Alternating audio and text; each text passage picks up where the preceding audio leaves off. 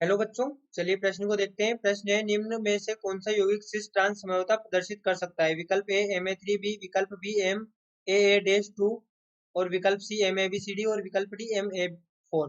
तो देखिए बच्चों, यहाँ पर बात करें प्रश्न की मुख्य अवधारणा की। मुख्य अवधारणा, तो यहाँ पर देखिए बच्चों, जब हम बात करते हैं कोऑर्डिनेशन नंबर 4 की, क्योंकि हम यहाँ पर देख सकते हैं हमें कोऑर्डिनेशन नंबर 4 ही दिया गया है हर विकल्प में। यहाँ पर कोऑर्डिनेशन नंबर 4 में दो संभावनाएं होती है, एक होता है sp3 और दूसरा बच्चों यहाँ पर होता है DSP2। यहाँ पर दूसरा होता है DSP2।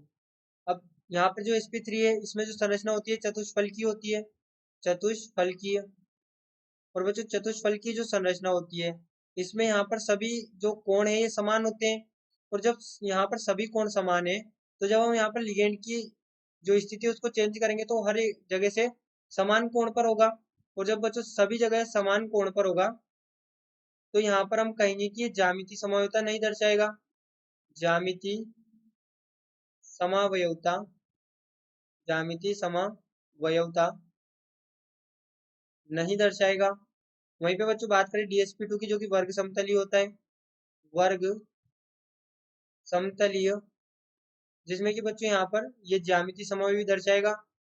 ज्यामितीय समावयवता, ज्यामितीय समावयवता दर्शाएगा, जिसमें सिस और ट्रांस की यदि बात करें, यहाँ पर ये सिस और ये ट्रांस ट्रांस।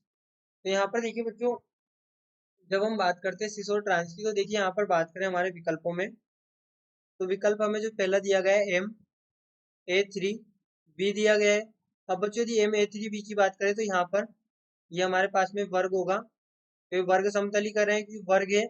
और यहाँ पर ये एक ही समतल में है, यहाँ पर ये वर्ग समतली संरचना ए ए ए और ये बी।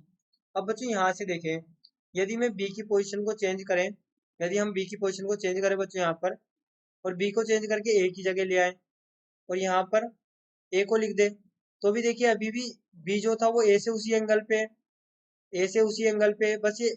और ये ए से यहाँ पर एक दूसरे के सामने, तो ये एक दूसरे से भी 80 डिग्री 180 डिग्री का एंगल पे है। तो यहाँ से हम कह सकते हैं कि इनकी संरचना परिवर्तित करने पर भी यहाँ पर इनमें कोई परिवर्तन नहीं होगा। यदि हम बी को यहाँ लिख दें, ए को यहाँ लिख दें, तो भी अभी भी बी ए के सामने है 180 पर, और इधर से भी इन दोनों से समान एंगल पे है।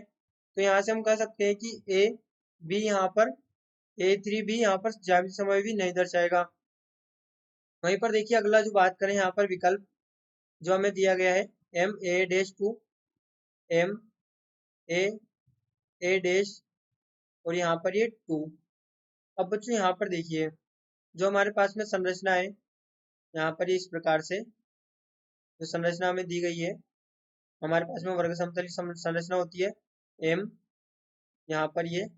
अब देखिए यहाँ पर यदि हम लिखें A और यहाँ पर लिखे A', तो ये यहाँ पर द्वितंतु लिगेंड है। इसी प्रकार से यहाँ पर ये A और यहाँ पर ये A', यहाँ पर ये भी द्वितंतु लिगेंड है। अब बच्चों यदि इनकी संरचना हम परिवर्तित करना चाहें, यदि हम इनकी संरचना को परिवर्तित करें, तो अभी A एक दूसरे के यहाँ पर साथ एक दूसरे के सामने नहीं है। यहाँ पर A' और A एक दूसरे के सामने है, यहाँ पर A' और A एक दूसरे के सामने, इसी प्रकार यहाँ पर भी A और A' एक दूसरे के सामने है। अब बच्चों यदि इसकी संरचना को हम परिवर्तित करें, तो इसकी संरचना को हम यहाँ पर बनाए इस प्रकार से। यहाँ पर ये हमारे पास में वर्ग, देखिए यहाँ पर हम इसे बनाएंगे, ये हमारे पास में वर्ग होगा, और यहाँ पर इसमें ये हमारे पास में M जो कि केंद्रीय धातु है। और यहाँ पर देखिए अब हम क्या करेंगे, ये A और ये A' यहाँ पर लिखा है। अब हम बच्चों दूसरा A' है, इसको परिवर्तित करें और यहाँ पर लिख दें A' और ये A। तो बच्चों अब हम देख सकते हैं कि A' और A' एक दूसरे के 180 डिग्री पर है, यहाँ पर एक दूसरे के 180 डिग्री पर है। अब एक दूसरे के 180 डिग्री पर है, तो यहाँ पर हम कहेंगे ट्रांस संरचना होगी A और A' यहाँ पर 180 डिग्री पर है, तो हम कहेंगे ट्रांस संरचना होगी, और यहाँ पर ये सिस संरचना होगी। अब बच्चों यहाँ पर देखिए इसी प्रकार से बात करें अगले विकल्प की, जो कि यहाँ पर हमें दिया गया है MABCD। तो बच्चों यहाँ पर MABCD की यदि संरचना को देखें, यहाँ पर ये MABCD की संरचना देखें, तो देखिए MABCD की संरचना में हमें ये तो देखने को मिलेगा, यहाँ पर M, ये A, बी सी डी।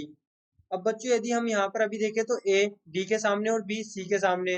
अब यदि हम इसकी संरचना को परिवर्तित करें और यहाँ पर लिखें एम, और यहाँ पर अब क्या करें, हम यहाँ पर ए लिखा था तो हम ए के सामने सी को लिख दें और बी के सामने हम यहाँ पर डी को लिख दें।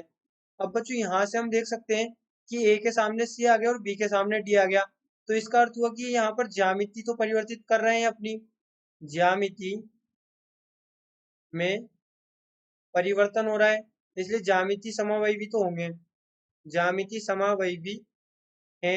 लेकिन बच्चों यहाँ पर हम कह सकते हैं कि सिस ट्रांस नहीं होंगे। सिस ट्रांस नहीं होंगे क्यों? क्योंकि सिस ट्रांस होने के लिए कम से कम दो तो यहाँ पर एक दूसरे के समान हो। सिस ट्रांस हम उसी के रेस्पेक्ट में तो कहेंगे। अब यहाँ पर सिस ट्रांस किसके रेस्पेक्ट में कहें? यहाँ पे चारों लिगेंड अलग अलग है, इसलिए यहाँ पर हम इनके रेस्पेक्ट में सिस ट्रांस की बात नहीं कर सकते। लेकिन यहाँ पर हम कह सकते हैं कि ज्यामिति समावयवी तो है। इसी प्रकार से बच्चों जो अगला विकल्प हमारे पास में है वो है MA4। MA4। अब MA4 में बच्चों यहाँ पर देखें तो चारों लिगेंड एक दूसरे के सामने होंगे, यहाँ पर एक दूसरे के समान है, एक दूसरे के समान होंगे। तो एक दूसरे के जब समान है तो अब हम इनको किधर भी परिवर्तित कर दें, यहाँ से इसे यहाँ लिख दें या यहाँ से इसे परिवर्तित करके यहाँ लिख दें, तो भी सभी की संरचना समान होगी। इसलिए यहाँ पर हम कहेंगे कि ये भी ज्यामिति समावयवी नहीं होगा। और विकल्प सी, ये यहाँ पर ज्यामिति समावयवी तो है लेकिन सिस ट्रांस नहीं है। जैसे और हमसे पूछा गया है प्रश्न में सिस ट्रांस समावयविता, तो बच्चों हम यहाँ पर कह सकते हैं कि जो ए डैश है ये यहाँ पर ज्यामिति समावयवी भी है और यहाँ पर ये सिस ट्रांस भी यहाँ पर प्रदर्शित कर रहा है। तो हमारा जो सही विकल्प होगा वो होगा विकल्प बी MAA डैश, जो कि यहाँ पर सिस ट्रांस समावयविता प्रदर्शित करेगा। आशा करते हैं आपको प्रश्न समझ आया होगा। धन्यवाद।